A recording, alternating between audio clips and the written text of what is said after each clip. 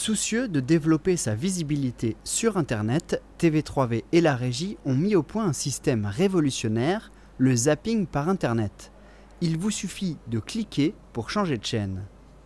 L'idée est partie du constat suivant.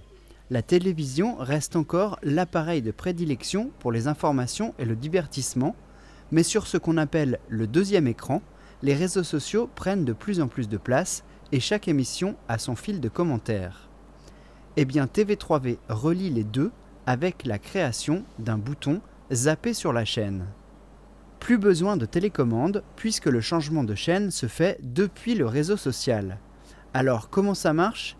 Eh bien pour cela avant tout, cliquez simplement sur « J'aime la page » de TV3V. Puis vous trouverez dans les options « Zapper sur la chaîne ». Le réseau commandera alors à votre télévision de changer de canal automatiquement. Bien entendu, ce système ne marche qu'avec des télévisions connectées à Internet. Dernière information, selon la vitesse de connexion, le changement de chaîne se fait immédiatement, sinon il va falloir encore attendre quelques années. Depuis le 28 mars, toutes les mairies ne délivrent plus de cartes d'identité. Dans le Bas-Rhin, 32 communes sont équipées, elles ont un dispositif de recueil d'empreintes digitales permettant de faire des passeports et des cartes nationales d'identité.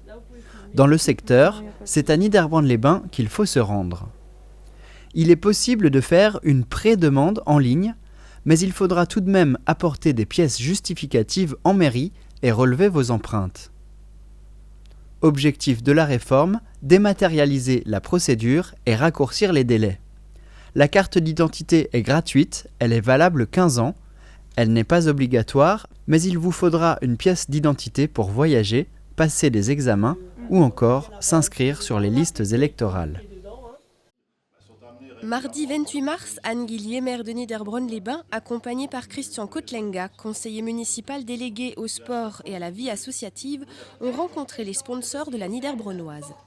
À ce jour, 26 mécènes soutiennent la manifestation qui aura lieu les 1er et 2 juillet.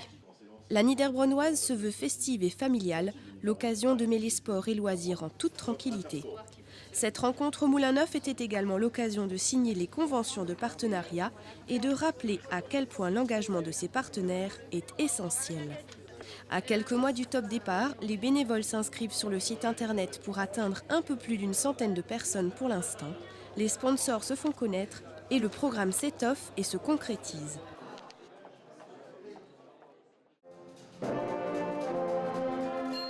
C'est un projet de grande envergure qui a eu lieu au Moulin Neuf. Ce sont pas moins de 120 enfants, 4 classes de Reichshofen et Niederbronn-les-Bains, leurs professeurs, 40 musiciens et toutes les petites mains qui gravitent autour de ce projet éducatif qui ont mis tout leur cœur dans la fable musicale Les musiciens de la ville de Brême. À l'initiative de cette idée folle, Marc Albert, chef d'orchestre de la musique municipale de Reichshofen, bien décidé à faire naître ce bébé réfléchi depuis plusieurs années. C'était sans compter sur la motivation de Marie Volgringer et Loïc Kaila. Ça s'est vraiment mis en route, on va dire au printemps dernier, avec comment on allait faire, qui allait être concerné, qui est-ce qu'on allait investir dans le projet. Et donc on en est arrivé à, on va garder la base musicale avec l'orchestre, on va faire participer les 2 chorales enfants de l'école de musique et on va proposer des interventions en milieu scolaire autour de ce projet, aussi bien à Reichshofen qu'à Niederbronn. Âne, chien, chat, coq, mais aussi brigands, sans oublier narrateurs, ils étaient tous là et se sont donnés à fond sur scène. Ça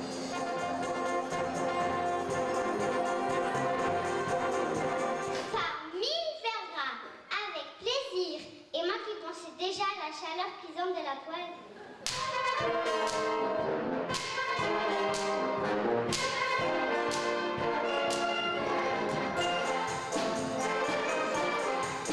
Marie Volgringer se souvient de ces longs mois de recherche, de mise en scène et de répétition sans relâche. Et surtout du professionnalisme des enfants. Très vite, je me suis orientée sur de la création de chansons, sur les thèmes joués par l'orchestre. Donc il y a comme ça la classe de Grüssenmeyer, bilingue, qui a écrit la chanson en allemand du coq, les chorales qui ont inventé la chanson des brigands, Et connaissant ou ne connaissant pas les enseignants, je propose des choses. Avec Anne-Laure Goyer, par exemple, je savais très bien que la danse, c'était son truc. Donc je savais tout à fait que je pouvais lui faire 100% confiance pour faire un tableau extra sur le thème du chat. Le soir de la première, le public est conquis. Le travail a porté ses fruits, un spectacle de qualité et une musique sans fausses notes, sans oublier un brin d'humour subtil, tout était réuni pour que la soirée soit inoubliable. D'une part, on a vu des enfants qui se sont amusés, mais en même temps, ils ont produit un super spectacle. Pareil pour les musiciens au niveau de l'orchestre. Et les gamins, ils ont été au top parce que ils étaient concentrés du début à la fin. Et, chapeau, c'est pas évident pour eux. Donc, non, vraiment super, quoi. On est toujours très exigeant vis-à-vis de nos propres productions. Mais évidemment, ce que je retiens, et c'est pour ça, je pense que je fais ce métier-là, c'est l'extraordinaire aventure humaine qu'on a tous vécue. On les aide à s'épanouir, à grandir. Et pour nous, c'est une source d'énergie phénoménale. Cette fable musicale aura été une merveilleuse vitrine de la diversité des parcours artistiques et musicaux qui existent dans notre communauté de communes. Elle aura permis de faire rayonner l'école de musique du canton de Niederbronn et l'harmonie municipale de Reichshofen par le lien qui a été créé avec les scolaires et les enfants, un projet maîtrisé et réussi.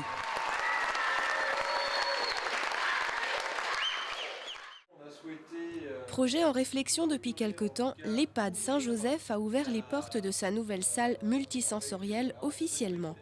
C'est Laurent Gagnant, le nouveau directeur de l'établissement, qui a eu la joie d'inaugurer cette salle.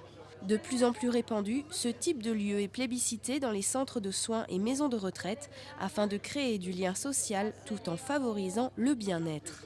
L'objectif, en fait, c'est de viser leur bien-être, en fait. Plus particulièrement, puisque là, on est dans le PASA, alors le pôle d'activité et de soins adaptés, qui est réservé en fait aux personnes qui ont des troubles du comportement plus ou moins élevés.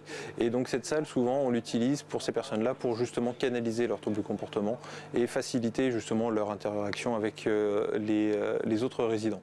Cette salle multisensorielle est ouverte aux résidents de l'établissement Saint-Joseph, mais aussi à ceux de Notre-Dame. Suzanne a déjà eu l'occasion de s'y prélasser et elle a hâte d'y retourner. C'était formidable. J'ai inauguré le lit et les mouvements du lit ont drôlement fait du bien. On m'a fait aussi des massages de l'épaule avec quelque chose qui était assez piquant comme ça, mais ça m'a fait beaucoup de bien. De manière générale, la salle, en fait, on l'a équipée avec un certain nombre d'accessoires, que ce soit des rideaux à fibre optique qui ont changé de couleur, qui sont là pour le stimuler visuel. Vous avez donc les colonnes à bulles qui sont souvent en effet assez appréciées pour le côté relaxant. Et donc on nous a offert en effet un lit à eau qui nous a été offert par monsieur et madame Dixon, qui est souvent utilisé, lui, pour de la relaxation, principalement. Voilà. Tout ce matériel, en plus des projections d'images et la musique, permettent de créer une ambiance qui viendra répondre aux besoins de chaque résident. Un accompagnement qui se veut personnalisé, mais aussi parfois ludique en groupe, puisque des jeux comme le loto des senteurs y sont régulièrement organisés.